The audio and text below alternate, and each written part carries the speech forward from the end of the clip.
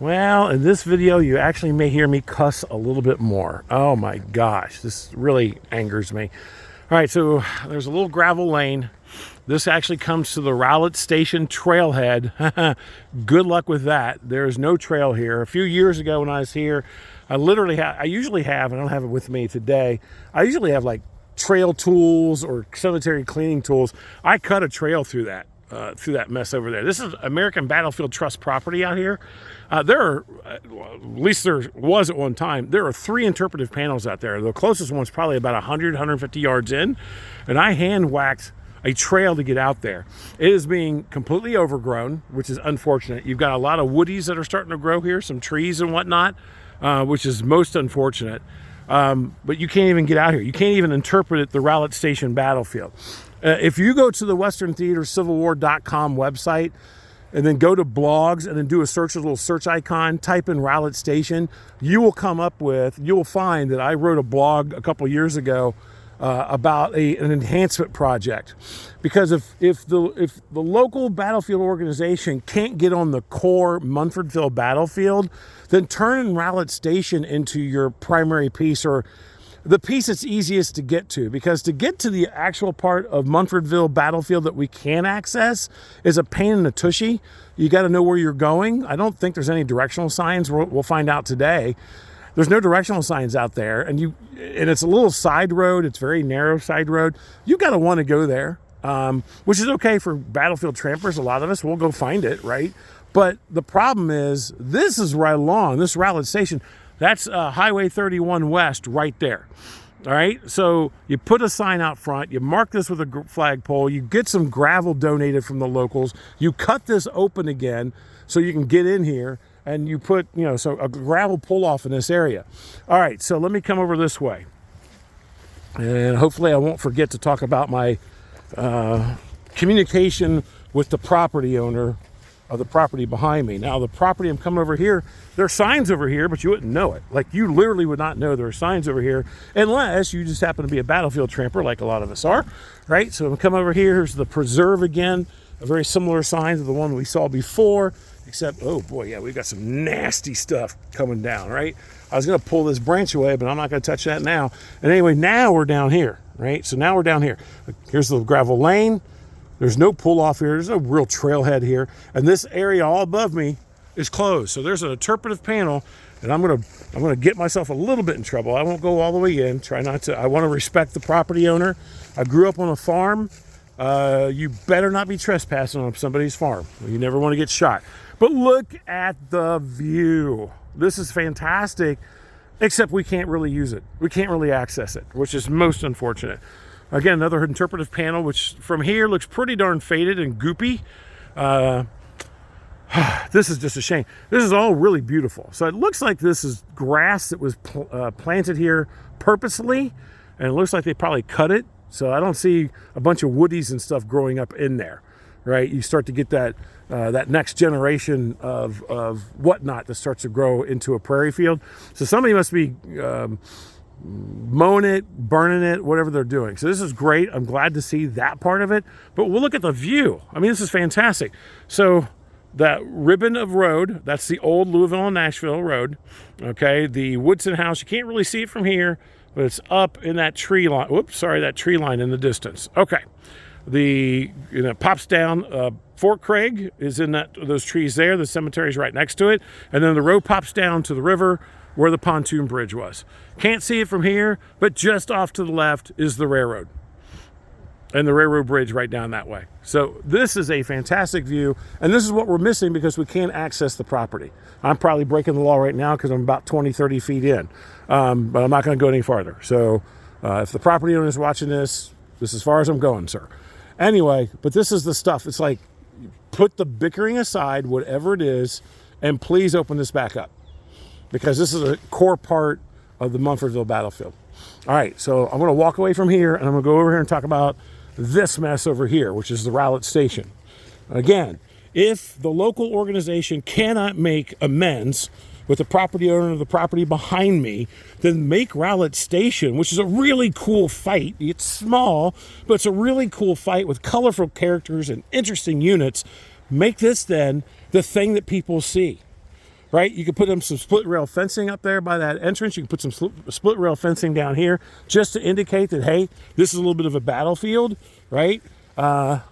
Keep this mown, add some nice gravel here. See, some locals will donate. Create an actual pull-off here. Get that preserve sign, maybe update and change it a little bit and put it over here for Rowlett Station. I have a map you can use. As a matter of fact, I even sent you the high-resolution version of that map. This is American Battlefield Trust property. So when I was out here a few years ago, after I cleaned out that path, just to get to the first interpretive panel, I sent an email to the person that's in charge of the sites out here and asked them about the maintenance. It's like, what's going on? It's being overgrown. You got a lot of multiflora rose, some bramble, whatnot is growing up in here. And now we've got woodies coming in. As a matter of fact, that looks like it's an invasive right there, that thing right there. Might be a honeysuckle. Nope, that's a Russian olive. That's invasive and that's not cool. Anyway, I never got a response, which really cheeses me off. I've been a member. I was a regimental color bearer for a number of years and reduced it down just to an annual membership, a couple of years ago. But never even got a response. Wasn't even deemed worthy of a response. So as far as I know today, the ABT still owns this property. Please do me a favor and send some emails and raise some hell, because this whole plot of land is this way. And again, there are 3 interpretive markers out there for the Battle of Rowlett Station. I kick myself to this day, because several years ago, God, probably pushing 8, 9, 10, my buddy from Missouri, Andy, and we met here. We walked all the trails up around the Munfordville area. Then we went over to the other side and looked at the Robert Smith Monument. And at that time, I had no interest whatsoever in the little affair at Rowlett Station. Unfortunately, I have become greatly enamored with the little affair at Rowlett Station. So here, this is the one that I cut 2 before, but you see there's 2 more that are supposed to be out there. This is a mess. Split rail fencing could be put in all along here, a little patch here, create this actual pull off, make this real, put a flag pull up, get some more interpretation in. You can do the same thing down here. You can put some split rail fencing down there, a good pull off, work with KDOT, get a flag pull up. And this is right along 31. 65, again, I can hear it where I'm standing. 65 is not far away. You're like 5-10 minute drive from 65. You bring more people into the town. It's got a couple good restaurants. I've eaten at the Mexican joint on the north side of town a couple times. Pretty good spot. But now I kick myself because I didn't go all the way in there. So I've only seen one interpretive panel, the one that I cut a path to a couple years ago. This could be the start of your interpretation. This could be the start of getting more people back out here to Munfordville. And because then they come to see Rowlett Station, then they become more interested in Munfordville, and maybe they support the organization. Maybe they join, right? Maybe they send donations in. Anyway, the fight here is really cool. On December 17th of 1861, Michael Peake put together a really neat booklet on this particular fight. Got a bunch of great detail in it.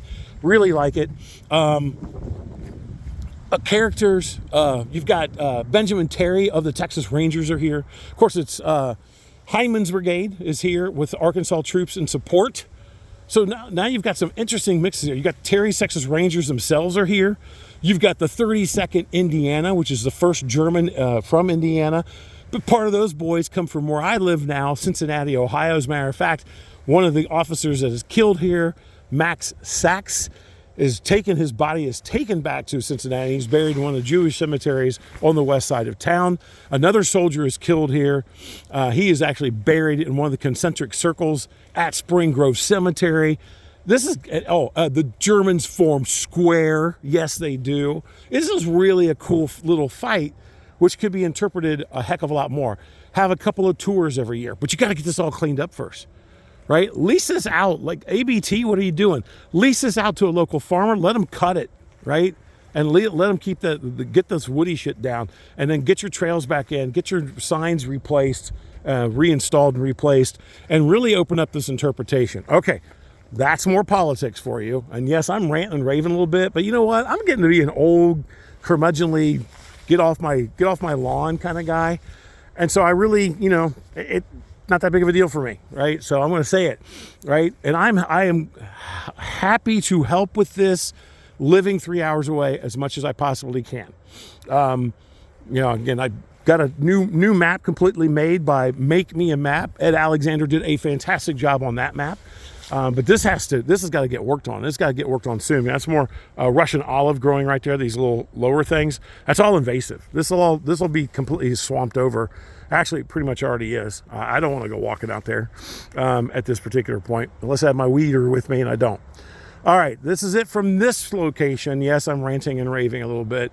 And I'd love to be able to get up there a little bit because you can see the high ground in the back, those trees in the back. That high ground over there is where Terry's Texas Rangers, they'll actually set up some artillery support in that area. And I think that's probably also where Ketchum's battery will initially set up during the September 1862 fighting. Okay, I'm ranting. I'm all over the place. We're going to end this one and go to our next stop.